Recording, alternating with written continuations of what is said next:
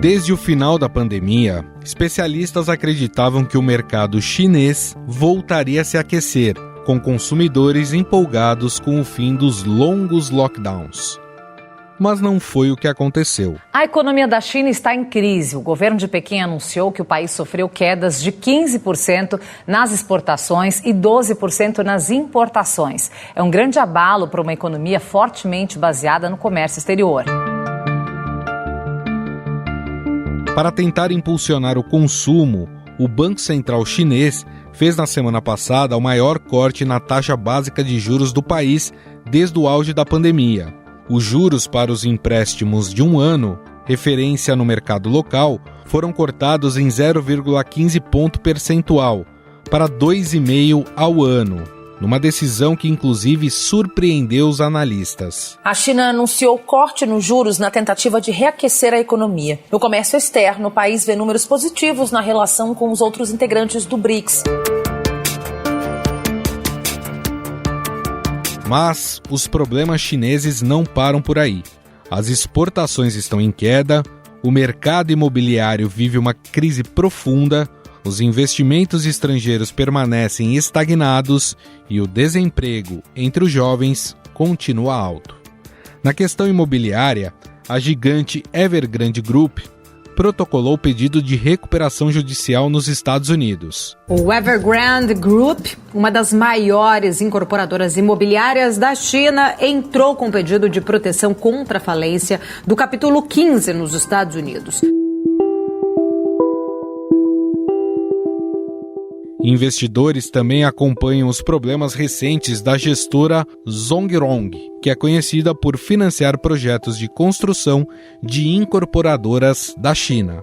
Após o calote da empresa, a gigante de gerenciamento de riquezas Zongzi afirmou que enfrenta uma crise de liquidez durante encontro com investidores.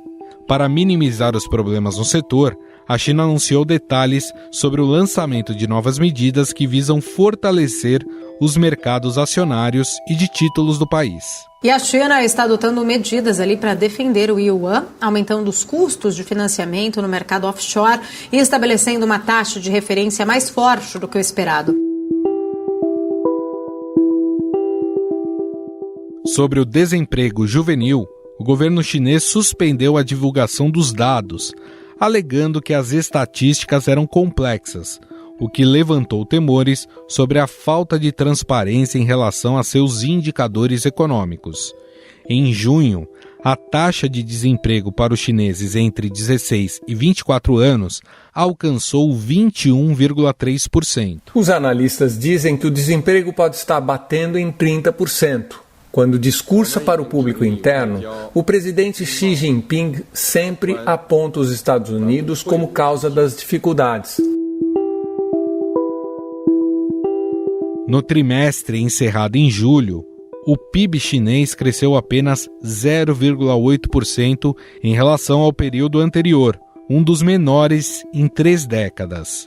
Em julho, as exportações tombaram 14,5% em relação ao mesmo mês do ano passado. A China registrou em julho a queda mais expressiva das exportações desde o início de 2020, de acordo com dados oficiais publicados nesta terça-feira, o que demonstra os problemas da segunda maior economia mundial com uma demanda global reduzida. Mas como a crise econômica na China impacta na economia brasileira? Primeiro, é preciso lembrar que o país asiático é o principal parceiro comercial do Brasil, concentrando cerca de 30% das exportações brasileiras. Por isso, o maior impacto deve ser na exportação de commodities metálicas. As ações da Vale, empresa brasileira do setor, que tem exposição à China, acumulam quedas acima de 20% no ano. E o tropeço chinês está sendo sentido no Brasil, principalmente nas atividades que têm o país asiático como destino de seus produtos. Um dos setores mais afetados é o de minério de ferro, por causa da retração do mercado imobiliário chinês. Mas não é apenas o minério de ferro que sofre com a crise chinesa. Outras commodities importantes, como a soja, também estão sendo menos exportadas para o país. Apesar do aumento verificado na exportação de soja no mês passado, as vendas internacionais da oleaginosa devem ser reduzidas nos próximos meses. Entre os motivos, as quedas nas cotações e nos prêmios de exportação. Para se ter uma ideia do que isso representa, em 2022, a China absorveu metade das exportações do agronegócio brasileiro. Afinal, quais as consequências se a economia chinesa não se recuperar em um curto ou médio prazo? De que forma o Brasil pode ver sua economia patinar por causa da China? Sobre o assunto, vamos conversar com Lívio Ribeiro, pesquisador associado do FGV IBRE e sócio da BRCG Consultoria. Tudo bem, Lívio? Olá, Gustavo. Bom, a China é a maior economia do mundo e de que, de qualquer forma, esses problemas como o aumento do desemprego, crise imobiliária, exportações, impactam na economia global de um modo geral. Mas qual é o tamanho desse impacto, Lívio? Deixa eu dar 2 passos para trás, Gustavo, que eu acho que a gente tem que dar um pouquinho aqui de perspectiva do que está acontecendo de fato, tá? Tem uma confluência de 2 níveis de choque. Você tem uma discussão que é mais estrutural e você tem uma questão que é mais conjuntural. E essa questão conjuntural, ela já está um pouco persistente, no sentido de que ela não começou estritamente agora, a despeito da maior parte dos analistas está dando atenção a esse tema nesse momento. Na questão estrutural, que é importante para a gente também discutir o que está acontecendo, a China passa por um longo período de transição de modelo econômico, onde agora você enfrenta novos desafios que vêm, na verdade, desde um pouquinho antes da pandemia e são ampliados no pós-pandemia. Esses desafios são uma desaceleração estrutural do crescimento potencial da economia, em muito derivada de uma diminuição importante do ganho, do bônus demográfico que a economia chinesa tem. Na verdade, hoje, a população chinesa já encolhe e a força de trabalho começará a encolher num par de anos. Isso é uma questão importante se nós pensamos a médio prazo. E uma transição de modelo na direção do consumo de serviços especialmente, mas do consumo de maneira geral, que diminui a capacidade de crescimento dessa economia na transição. Essa transição ela vai levar possivelmente, se bem concluída, a um processo onde a China vai crescer a uma velocidade menor, mesmo que esse crescimento ele possa ter, em alguns níveis, um perfil mais saudável. Esse pano de fundo estrutural, ele já estava posto e ele é acelerado, a situação fica mais complicada um pouquinho antes da pandemia, quando você tem a discussão da guerra comercial, que é um processo que mal começou, ele continua, né, essa sinofobia, como eu chamo, ela é crescente no mundo. E no pós-pandemia, isso é acelerado por uma estrutura de consumo, pelo menos por enquanto, onde você tem priorizado o consumo de bens. De serviços. E nota, se a China é a fábrica do mundo e o mundo está consumindo menos bens, então a fábrica do mundo ela tem um problema. Tá? Então, estruturalmente, eu tenho uma transição de modelo, eu tenho uma diminuição de crescimento potencial, eu tenho um mundo que é mais arredio à China e, num período que já é longo, ainda que não estrutural, mas longo, eu tenho uma diminuição global da demanda por bens, especificamente bens chineses. Dentro da China, tem outras discussões que aparecem.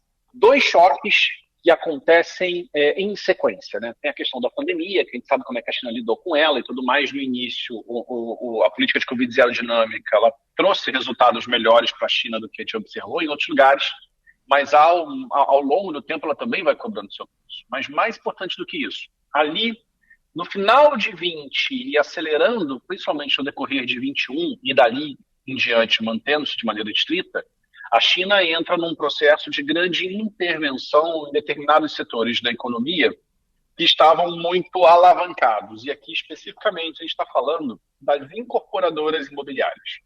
Ao diminuir as formas de acesso a crédito dessas incorporadoras, o governo chinês, literalmente, deu um peteleco no castelo não vamos chamar de castelo de cartas necessariamente, mas deu um peteleco na base desse castelo do setor imobiliário chinês, que contas aproximadas colocam em torno de 25% do PIB entre efeitos diretos e indiretos. Então, essa desorganização do mercado, é importante a gente ter em mente que ela começa numa política pública que é induzida pelo governo e que tem por efeito diminuir a oferta imobiliária. Tá?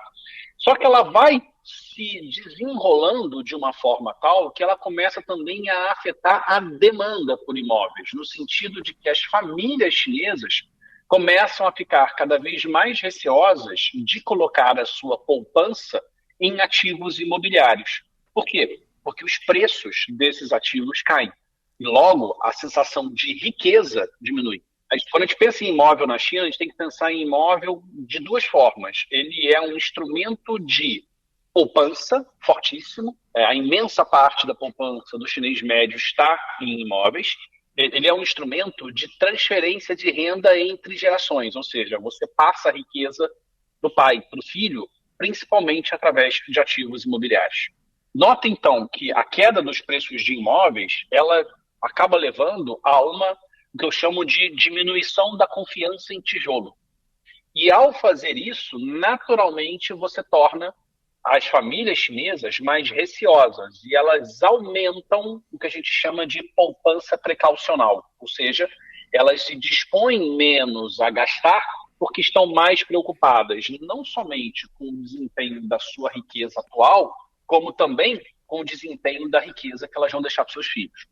A gente teve uma explosão de crescimento do desemprego dos jovens, inclusive o dado recentemente parou de ser divulgado pelo IBGE deles, pelo NBS, alegando que precisa de melhorias metodológicas no resultado. Mas até o ponto que a gente tinha informação, que era o dado de junho, o desemprego dos jovens tinha ultrapassado 21%. Os jovens aqui são entre 17 e 24 anos. Eu tenho uma incerteza enorme na riqueza que eu deixo para o meu filho, porque o preço do imóvel, que é um instrumento de riqueza, desabou. E o meu filho tem uma incerteza enorme sobre a renda que ele vai tirar do trabalho, porque ele não conseguiu emprego. Olha como esse círculo é vicioso, porque na China a gente não tem instrumentos de previdência organizados a nível nacional. Tipicamente, a previdência do idoso é a renda do filho que vai mantê-lo na velhice. Mas esse filho agora, ele tem riqueza afetada, porque o preço do imóvel caiu, e ele não tem renda do salário. O que isso faz? Isso faz com que as pessoas fiquem ainda mais receosas e aumentem a sua poupança. A China, portanto, não tem demanda externa, porque o mundo é arredio a comprar bens. Ela não tem demanda externa, porque o mundo é arredio a comprar coisas produzidas na China. E ela não tem demanda interna, porque as famílias consomem menos, e o que elas consomem vem do setor de serviços, que é um setor relativamente pequeno na economia chinesa, se comparado às grandes economias globais. Você junta isso tudo, é muito difícil que essa economia consiga se manter acima da marca d'água. E o crescimento, tem sido observado, vai desacelerando sequencialmente. Lívio, diante disso que você falou e pensando que a China é o nosso principal parceiro comercial e que a China tem um problema de consumo de bens e também um problema no setor imobiliário, a gente pensa que o Brasil, como exportador de commodities para a China, vai ter uma consequência grande, porque se consome menos bens, a gente pensa que a população está consumindo menos soja. E a indústria imobiliária, ela usa muito a questão do minério de ferro também. Como ela está em crise, está consumindo menos. Imagino que isso está tendo um impacto que já começa a ser sentido no Brasil. A pauta brasileira para a China, ela basicamente é composta por 5 coisas. Ela é composta por soja, minério de ferro, petróleo, proteína animal e agora crescentemente milho.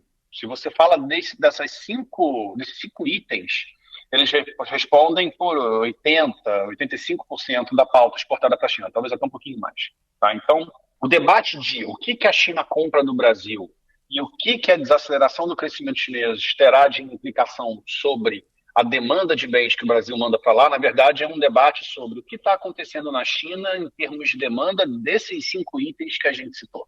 Proteína é uma questão, né? A China está hoje crescendo menos, tem uma sensação de riqueza menor, então, em prazos um pouco mais largos, esse ímpeto de aumento de consumo de proteína que está associado a uma sociedade que se percebe e está mais rica, pode ser afetado. Então, o setor de proteína aqui tem uma delicadeza que talvez seja um cenário difícil. Quando você olha para soja e para milho, a gente está falando especialmente de ração animal para produção doméstica chinesa, principalmente de suínos. É um cenário que também é negativo, mas ele é menos negativo do que no caso de você mandar a proteína pronta, né? Ao invés disso, você mandar o insumo, o que vai deixar de ser consumido potencialmente é primeiro a proteína que vem de fora, para depois diminuir a quantidade de proteína consumida, produzida domesticamente. Então é um pouquinho mais blindado, ainda que seja um cenário que parece ser também negativo. Aí entramos em energia, petróleo e minério. Aqui, 2 pontos que são relevantes. Quando a gente fala de petróleo, a gente tem que considerar todas as reverberações que ocorreram no mundo com equilíbrio entre demanda e oferta de petróleo e derivados de petróleo associados às questões da guerra na Ucrânia. Tá? Então, a Rússia desloca muita gente, né? Principalmente na parte de derivados de petróleo, e aumentam as exportações de petróleo russo para a China, como também aumentam para outros lugares. Tá? Inclusive, o Brasil tem importado muito óleo diesel da Rússia. Isso faz com que o equilíbrio que existe no mercado de petróleo no mundo tenha sido bastante afetado. E o efeito final talvez não seja nem tanto do lado da demanda, mas a estrutura de oferta mudou.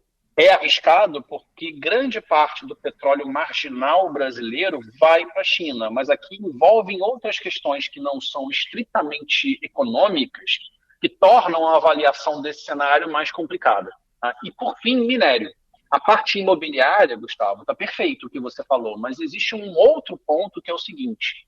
Uma das coisas que o governo chinês mais utiliza para tentar reavivar o crescimento, pelo menos mantê-lo em patamar suficientemente elevado, são as obras de infraestrutura. E essas obras, elas são minério intensivas. Tá? Então, se por um lado o imobiliário é ruim, por outro lado, a questão de infraestrutura, o espaço que o governo vai ter para atuar nessa direção, pode dar alguma sustentação para o mercado. Lembrando também que quando a gente fala de minério, a gente está discutindo poucos atores. É um monopsônio, ou seja, um grande comprador, que é a China, versus um oligopólio, porque na prática o mercado de minério do mundo ele é dominado por 3 grandes empresas, a Vale, a BHP e a Rio Tinto, as 2 últimas australianas. Então essa interação entre os 2 lados, ela tende a ser, levar a equilíbrios que não são às vezes muito triviais. Tá? Juntando isso tudo, a gente já teve uma safra forte, ela já foi. Então, o efeito de safra para esse ano não vai aparecer, mas para o ano que vem eu considero que isso sim é uma questão. E a discussão de minério que a gente tem visto é uma discussão de desaceleração de preços e volumes que estão instáveis. Eles até estão um pouco melhores do que o suporia a princípio. Mas o fato é que você tem um cenário muito arriscado para frente. Lívio, só para a gente encerrar, a gente tem uma outra grande economia também que passa por um momento de desaceleração econômica, que é a dos Estados Unidos. O que impacta mais para os nossos indicadores? A desaceleração da economia chinesa ou estadunidense? Acho que nesse momento, na verdade, a gente poderia dizer até o contrário. E as últimas notícias americanas, elas foram melhores do que o esperado em termos de crescimento. E aí abre-se um outro debate até que ponto o Banco Central americano vai fazer frente a uma economia que não desacelera como deveria para ser consistente com uma inflação convergindo à meta nos Estados Unidos, ou se ele vai subir juros ou se ele vai deixar esse processo ser um pouco mais longo e aceitar uma inflação mais alta para ter menos desaceleração. Hoje, em específico, eu diria que, nesse momento mesmo, hoje, o mau humor que existe em torno dos dados chineses é maior. Mas aqui a gente tem que tomar um pouco de cuidado. Talvez o mercado não estivesse olhando para esse tema com a devida atenção. Se a gente estivesse acompanhando os números como a gente acompanha, a gente já veria que existe um processo relativamente robusto de desaceleração e de multiplicação de problemas na economia chinesa que vem há alguns meses, pelo menos. Tá? Então, nesse momento, a China está assustando, mas a médio prazo, eu acho que é muito mais importante a gente avaliar até que ponto o Banco Central americano vai estar disposto a esfriar ou não a economia americana, tendo por objetivo levar a inflação de volta à sua meta de médio prazo. Perfeito.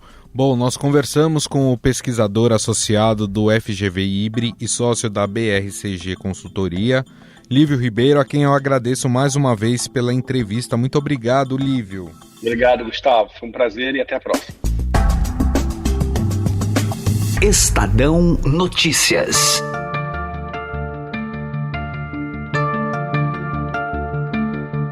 O Estadão Notícias desta quarta-feira vai ficando por aqui. Contou com a apresentação minha, Gustavo Lopes, o roteiro, produção e edição são minhas, de Jefferson Perleberg e Gabriela Forte. A montagem é de Moacir Biasi. Mande sua mensagem ou sugestão para o nosso e-mail, podcast@estadão.com.